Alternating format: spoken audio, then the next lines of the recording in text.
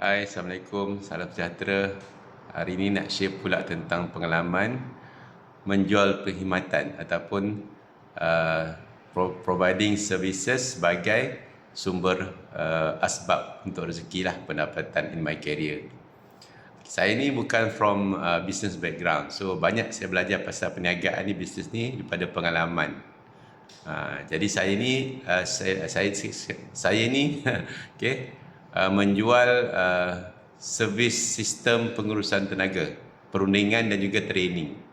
Jadi saya tak ada produk, saya tak ada produk nak tunjuk, oh saya ada ni, saya boleh pegang, orang boleh rasa, tak ada.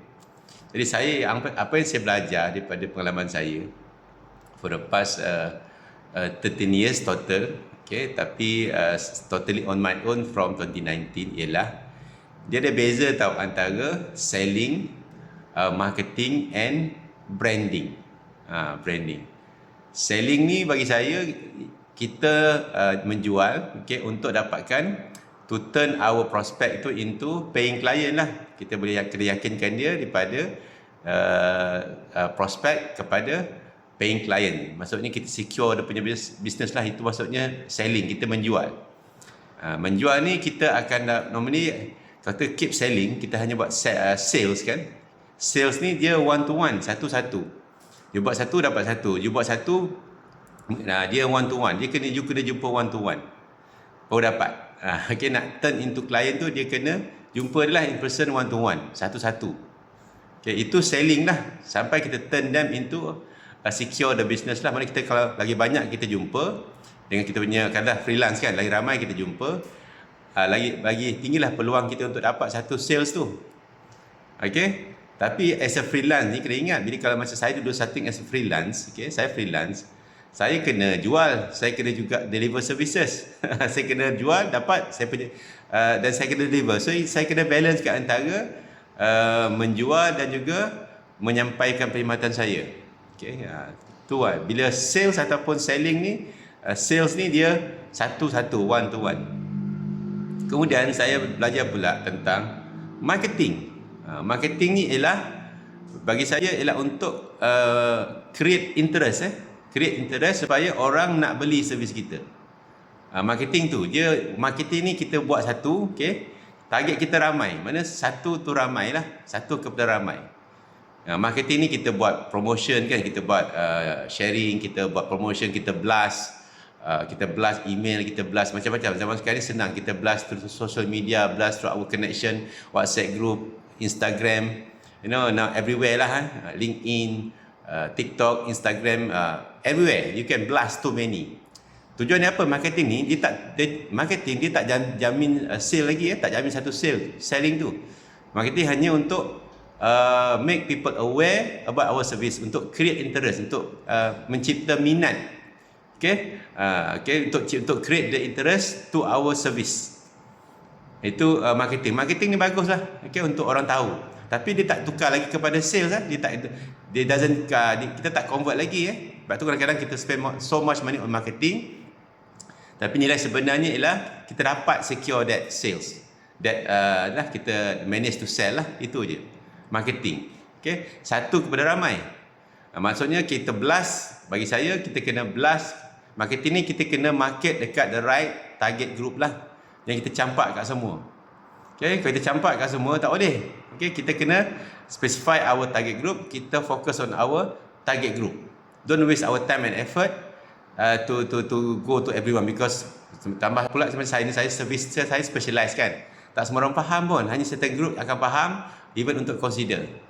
Itu marketing. Kemudian ada satu lagi pula saya come into term, saya belajar ialah branding, penjenamaan. Okay, macam marketing, kita mungkin go to target group yang kenal kita lah. Dia mungkin kenal kita, okay, somehow. Tapi kalau branding ni ialah tujuannya apa? Branding adalah untuk membina trust, membina kepercayaan kepada orang yang dah kenal kita, termasuk orang yang tak kenal kita pun. Maksudnya kita kena create the image, the message that to build orang dengar nama kita, orang dah percaya dah. Branding akan last long. Okay, branding ni penting. Branding ni akan buatkan kita, basically branding akan buatkan kita known for in wider audience. Branding ni dia apa tau? Dia kalau marketing tadi one to many kan, tapi kalau branding ialah many to many. Mana orang yang dah percaya kita tu, dia akan sampaikan, dia akan beritahu orang lain tentang kita punya servis ataupun kita punya produk lah. Lagi berkesan. Branding ni melibatkan kita bina kepercayaan orang terhadap kita. Maksudnya we are known for that. Not oleh orang yang kenal kita. Orang yang kenal kita akan panjangkan pula kepada orang yang tak kenal kita. Itu branding. Branding ni normally take years, okay? Bertahun untuk bina branding tu. Sebab tu branding ni kalau rosak, susah nak recover. Sebab tu we have to take care of the brand. Sebab tu kita ni, how kita nak brand ourselves? Okay? How kita nak brand ourselves? Sebab branding ni very very powerful. Somehow, alhamdulillah, so far I think saya sekarang ni, alhamdulillah, my business basically grow with branding. Because alhamdulillah, in my market, in my specialized market, orang dah kenal saya, mereka percaya saya. Kadang-kadang most of the time sekarang ni, alhamdulillah, I did not look for the business somehow, but the business coming to me because daripada mulut ke mulut. Mana orang yang dah pernah dapat servis saya tu, dia akan panjangkan pada orang lain. Orang yang kenal saya, okay, kawan-kawan saya, connection saya yang kenal saya, dia akan panjangkan kepada orang lain. Sebab tu even strangers came to me. Saya tak kenal dia pun sebab dia kata, oh Cik Zani, I know you can do good job. My friend dekat this company told us the trust. Mana recommendation daripada kawan itu make them trust me straight away. Sebab tu branding dia penting. Sebab tu penting jugalah kita ni as a professional, especially kalau kita nak embarking on business lah, kita kena ada own brand. Brand ni bukan hanya business brand, even our punya personality brand. Kita nak tengok, kita nak diri kita ni ditengok macam mana. Kadang-kadang saya ni kadang-kadang orang macam risau nak contact saya, takut saya macam so called dah high level ke apa ke. Tak juga, saya kena brand myself. I'm ni easily reachable kan. I senang, I akan entertain everyone, properly and all that. Not just orang yang high level je nak contact saya. Alhamdulillah. So branding. So ingat tu yang saya belajar lah. Okay. Sales, okay. Kita at the end of the day kita nak convert everything into sales. Selling tu, the first tadi. Okay, kita nak convert everything into a sale. Okay, kita sell to secure the sale. Selling to secure the sale. Marketing at the end, we must to secure the sales. Okay, and then similar to branding. So branding to secure the sales, basically. And branding is the most powerful tool lah, but we take some time to be built. Okay, itulah sebenarnya pengalaman. So insyaAllah lah, kita ni kenalah bina our own brand. Terutamanya dekat zaman-zaman social media ni kan, zaman online ni. Mungkin kita tak sedar kadang-kadang kita ni professional, kita ni service provider, tapi cara kita respon to some issue yang kita rasa bukan bidang kita lah, mungkin general issue. Okay? Terutama zaman ni dekat social media kan. So walaupun kita respon kepada isu yang lain bukan bidang kerja kita, tapi somehow there are people we see lah.